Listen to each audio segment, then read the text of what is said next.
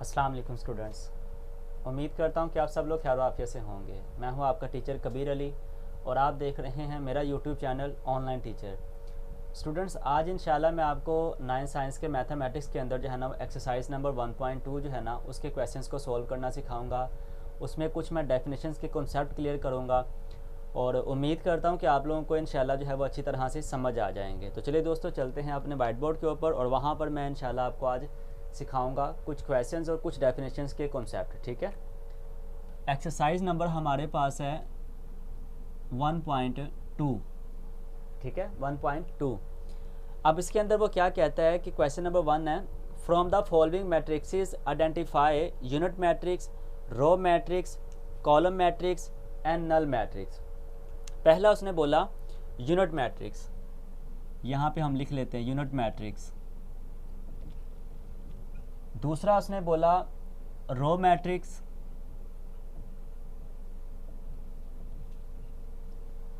तीसरा उसने बोला कॉलम मैट्रिक्स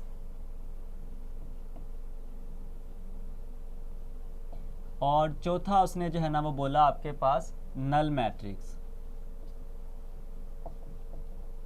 नीचे आपको जो है ना उसने मुख्तलिफ तरह के कालब दिए हुए हैं, मुख्तलिफ तरह के कालब की जो है ना वो एग्जांपल्स दी हुई हैं और उसमें आपने ये बताना है कि उसमें यूनिट मैट्रिक्स कौन सा है, रो मैट्रिक्स कौन सा है, कॉलम कौन सा है और नल कौन सा है।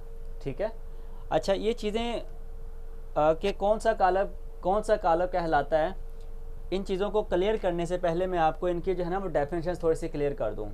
मतलब कि यूनिट मैट्रिक्स क्या होता है। देखें, यूनिट मैट्रिक्स से मुराद हमारे पास एक ऐसा मैट्रिक्स होता है, यूनिट मैट्रिक्स से मुराद हमारे पास एक ऐसा मैट्रिक्स होता है जिसमें आपके पास जो डायगोनल एंट्रीज है ना वो 1 होती हैं, डायगोनल एंट्रीज 1 होती हैं और जो नॉन डायगोनल एंट्रीज है जैसे ये वाली, ठीक है, वो क्या होती हैं, 0 होती हैं, 0 होती हैं। ठीक है, मैं दोबारा से इसको डिफाइन कर दूं कि ऐसा कालब जिसमें आपके पास वतरी अरकान, जो ये मैं लिख रहा हूँ ये वतरी अरकान है। ठीक है, ये जो मैंने काले मार्कर के साथ जो है ना इसको अंडरलाइन किया है, ये डायगोनल एंट्रीज हैं। ठीक है, इसको हम इंग्लिश में डायगोनल एंट्रीज बोलते हैं।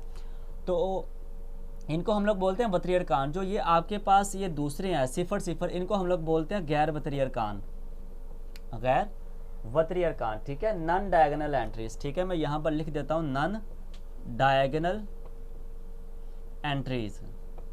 ठीक है, तो ऐसा कालब जिसमें वतरी अरकान जो है ना वो आपके पास 1 और गैर वतरी अरकान आपके पास जो है ना वो 0 हों, वो क्या कहलाता है, आपके पास यूनिट मैट्रिक्स कहलाता है। इसको हम उर्दू में बोलते हैं वहदानी या ज़रबी ज़ाती कालब, वहदानी या ज़रबी ज़ाती कालब। ठीक है, सो लेट्स आगे हम लोग चलते हैं।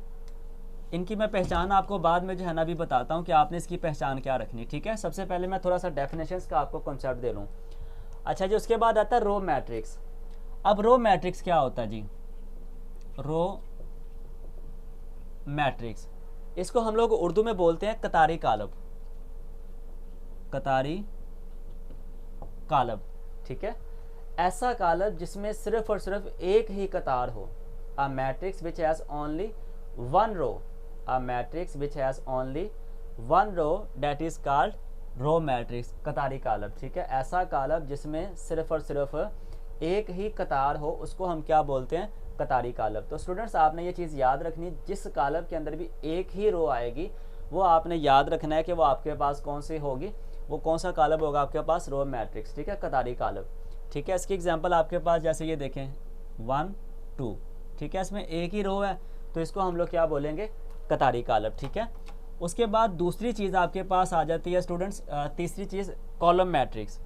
अब कॉलम मैट्रिक्स क्या होता है, देखें जैसे कतारी कालब में एक ही कतार होती है, वैसे ही कालमी कालब के अंदर सिर्फ और सिर्फ एक ही कालम होता है। ठीक है, अ matrix which has only one column, एक ऐसा कालब जिसमें एक सिर्फ और सिर्फ एक ही कालम होता है उसको हम लोग क्या बोलते हैं, कालमी कालब या कॉलम मैट्रिक्स। ठीक है, अ matrix which has only one column.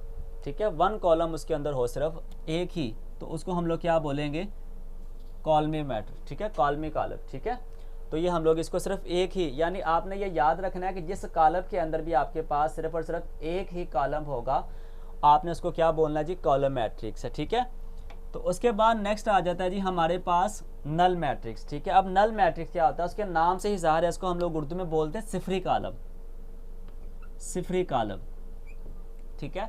अब सिफरी कालब क्या है, ऐसा कालब जिसमें तमाम के तमाम अरकान, कालब के अंदर जो मौजूद तमाम के तमाम अरकान जो हैं वो सिफर हों। सिफर के बराबर नहीं आपने बोलना है ना, सिफर के बराबर लिखना है, बल्कि आपने क्या लिखना है, क्या बोलना है कि ऐसा कालब जिसमें तमाम के तमाम अरकान सिफर हों, सिफर के बराबर नहीं लिखना। ये लफ्ज़ मैं बार बार पॉइंट आउट कर रहा हूँ कि सिफर के बराबर नहीं लिखना, बल्कि सिफर के सिफर हों तो उसको हम लोग क्या बोलते हैं जी, सिफरी कालब, ठीक है। क्या बोलते हैं, सिफरी कालब, जैसे 0 0 0 0, ठीक है। इसको हम लोग क्या बोलेंगे, सिफरी कालब बोलेंगे, ठीक है। सो ये स्टूडेंट्स आपके पास जो है ना 4 डेफिनेशंस थी जो कि मैंने आपको समझानी थी। अब मैं आगे जो है ना आपको सवाल लिखता हूँ जो कि आपका क्वेश्चन नंबर 1 है, और आपने मुझे बताना है कि सर ये कौन कौन से जो है ना वो सवाल हैं, ठीक है।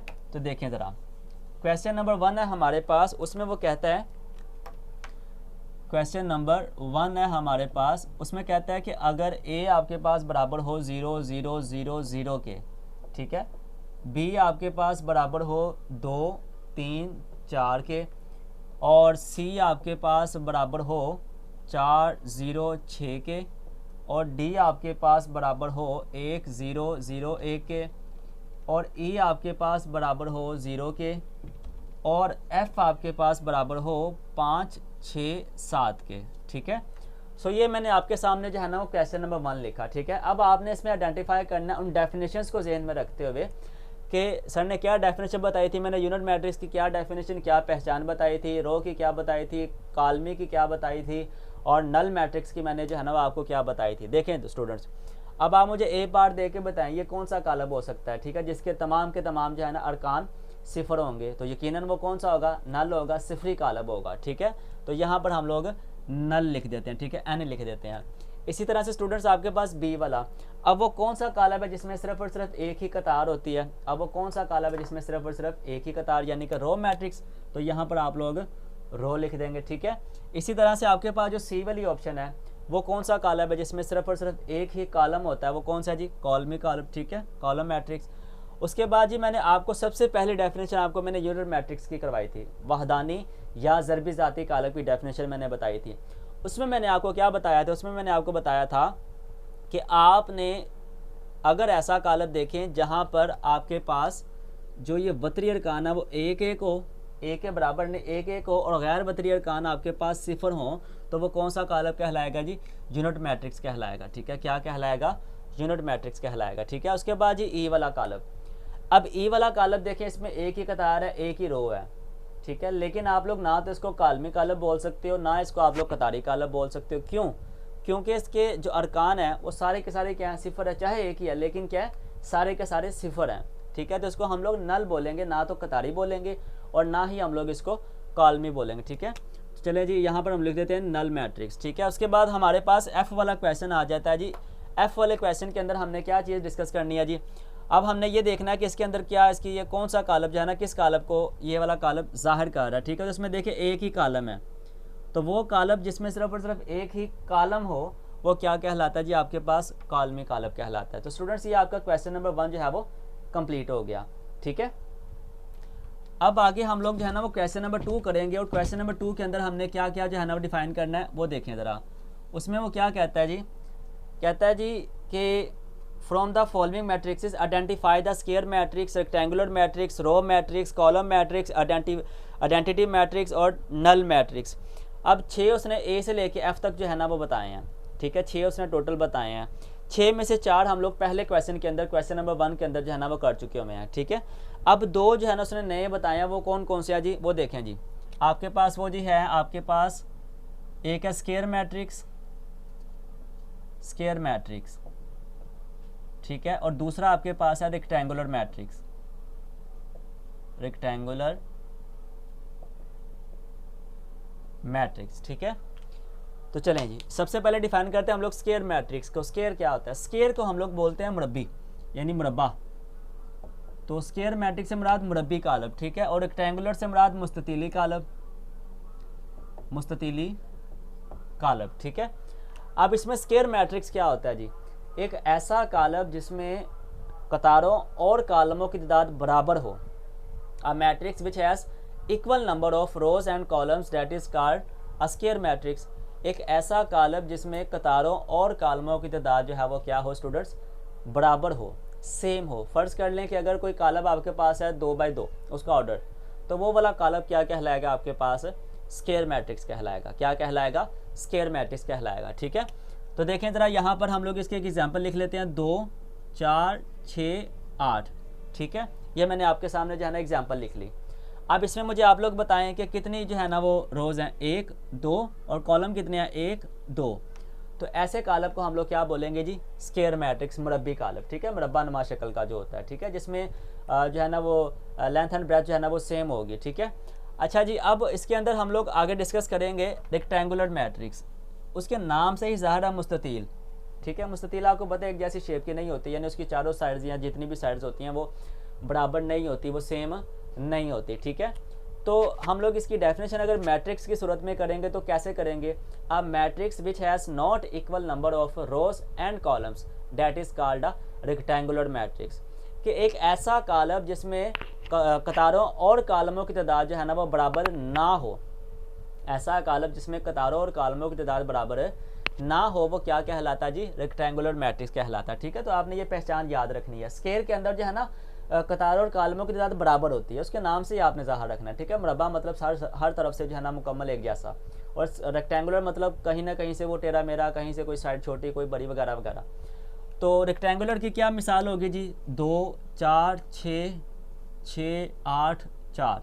ठीक है, अब इसमें रोज़ कितनी है आपके पास, 2, और कॉलम कितने हैं जी, 3।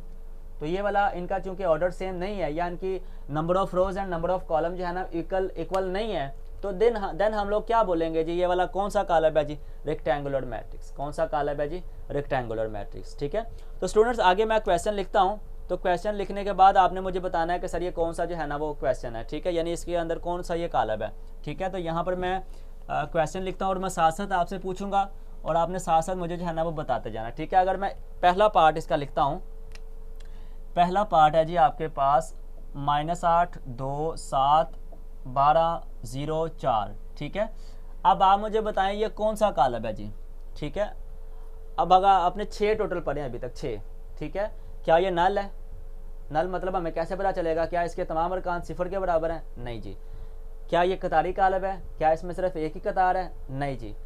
क्या ये कालमी कॉलम है, क्या इसमें सिर्फ एक ही कॉलम है, नहीं जी। चौथा हमने क्या पढ़ा जी, आइडेंटिटी मैट्रिक्स, क्या इसके जो वतरी अरकान है वो एक के बराबर है, नहीं जी। अब उसके बाद पांचवी हमने पढ़ी स्क्वायर मैट्रिक्स। तो स्क्वायर के अंदर क्या था कि number of rose and number of columns जो है ना वो इक्वल होंगे। तो क्या इसमें number of rose and number of column जो है ना इक्वल है, मतलब कि इसमें आपके पास 3 कॉलम है। ठीक है, और रोज कितनी है, 2। तो क्या ये सेम है, नहीं सेम। तो अब इसमें ऐसा कॉलम जिसमें number of rose and number of column जो है ना वो बराबर ना हो, इक्वल ना हो, तो वो कौन सा कॉलम होगा, रेक्टेंगुलर मैट्रिक्स। कौन सा होगा, रेक्टेंगुलर। ठीक है, यहाँ पे आप लोग ऊपर लिख देंगे रेक्टेंगुलर, मुस्ततीली कॉलम। ठीक है, दूसरा आपके पास जी है वो बनता है 3 0 1। अब ये कौन सा कॉलम है, ठीक है, ऐसा कॉलम जिसमें सिर्फ और सिर्फ एक ही कॉलम हो, वो कौन सा कॉलम होगा, कालमी कॉलम, कॉलम मैट्रिक्स। ठीक है, तो यहाँ पर वो सिंपल आ जाएगा। ठीक है, उसके बाद ये तीसरा पार्ट आपके पास आ जाता है जी 6 -4 3 और -2। ठीक है स्टूडेंट्स, मैंने अभी तक आपको मैट्रिक्स की डेफिनेशन के अलावा कुछ भी नहीं बताया, तो आपने कंफ्यूज नहीं होना कि ये माइनस आ रहा है, ये प्लस आ रहा है, ये आ रहा है, वो आ रहा है, तो आपने इन चीज़ों के ऊपर नहीं जाना। ठीक है, आपने सिर्फ और सिर्फ अपनी डेफिनेशंस के ऊपर जो है ना फोकस करना है कि सर बता क्या रहे हैं। ठीक है, मतलब अब आपने देखना है इसमें रोज एंड कॉलम्स। ठीक है, नल तो नहीं है, रो भी नहीं है, कॉलम भी नहीं है, आइडेंटिटी भी नहीं है। उसके बाद इसमें नंबर ऑफ रोज कितनी है, 2, और नंबर ऑफ कॉलम कितनी है, 2। ठीक है, तो सेम है दोनों का, इसका मतलब ये कौन सा होगा, स्क्वायर होगा। ठीक है, ये कौन सा होगा जी, स्क्वायर होगा। ठीक है, ऊपर वाला आपके पास कॉलम और ये वाला स्क्वायर। ठीक है, अच्छा जी, चौथा आपके पास जो है ना, चौथा आपके पास आ जाता है जी 1 0 0 1। ठीक है, अब ऐसा मैट्रिक जिसमें आपके पास जो है ना वतरी अरकान एक के बराबर और बाकी जो है ना वो गैर वतरी हो, तो वो कौन सा कॉलम होगा जी, आपके पास आइडेंटिटी मैट्रिक्स होगा। ठीक है, चलो जी यहाँ पर लिख देते हैं आइडेंटिटी। ठीक है, पांचवा पोर्शन आपके पास ये आता है 1 2 3 4 5 6। ठीक है, अब इसमें नंबर ऑफ रोज कितनी है, 1 2 3, और नंबर ऑफ कॉलम्स 2, यानी बराबर नहीं है, इसका मतलब ये कौन सा होगा जी, रेक्टेंगुलर। ठीक है, उसके बाद छठा आ जाता है जी, छठा कौन सा जी, आपके पास 3, 10 और माइनस का 1, ठीक है, इसमें सिर्फ एक ही रो है, तो ये कौन सा कॉलम होगा जी, कतारी कॉलम। सातवां आ जाता है जी, तो सातवां क्या आपके पास 1 0 0, ठीक है, इसमें एक ही कॉलम है, तो इसको हम लोग क्या बोलेंगे जी, कॉलम मैट्रिक्स, ठीक है। उसके बाद जी आठवां आ जाता है जी, अब आठवां कौन सा जी, 1 2 3 -1 2 0 0 0 1। अक्सर स्टूडेंट्स को ये प्रॉब्लम रहती है और वो मुझसे पूछते हैं कि सर अगर कोई बड़ा सवाल आ जाए, जैसे मैं क्लास में कोई सवाल करवा रहा होता ना, तो क्लास में अक्सर बच्चे बड़ा सवाल देखते हैं और वो फटाफट टीचर से पूछते हैं सर जी हमें ये जो है ना वो लाजमी तौर पर करवा दें, ये हमसे नहीं होना। तो स्टूडेंट्स अगर आप लोगों को इस चीज़ में मसला आता है तो आप लोग याद रखें कि आप लोग कंसेप्ट अपना क्लियर करें, मतलब कि जो टीचर बात समझा रहा है ना वही सिर्फ आप लोग अपने जहन में रखें और इसके अलावा कुछ भी ना देखें, ठीक है। देखें अब यहाँ पर आपके पास नंबर ऑफ़ रोज़ कितनी है, नंबर ऑफ़ कॉलम्स कितने हैं, यहाँ पर आप लोग देख लें 1 2 3, 1 2 और 3, 3 ही रोज़ हैं और 3 ही कॉलम है आपके पास। तो जिसमें कतार और कॉलमों की तादाद बराबर हो वो कौन सा कॉलम होगा आपके पास जी, स्क्वायर मैट्रिक्स होगा, ठीक है। उसके बाद जनाब एंड वाला रह जाता है आपके पास 9 वाला पोर्शन, 9 वाला सवाल 0 0 0 0 0 0, ठीक है। इसके तमाम के तमाम अरकान जो है ना वो सिफर हैं, सिफर के बराबर नहीं है, सिफर हैं, तो वो कौन सा होगा जी, नल मैट्रिक्स होगा, ठीक है। क्या होगा जी, नल मैट्रिक्स। सो स्टूडेंट्स ये हमारा जो है ना वो क्वेश्चन नंबर जो है ना वो 2 मुकम्मल हो गया, ठीक।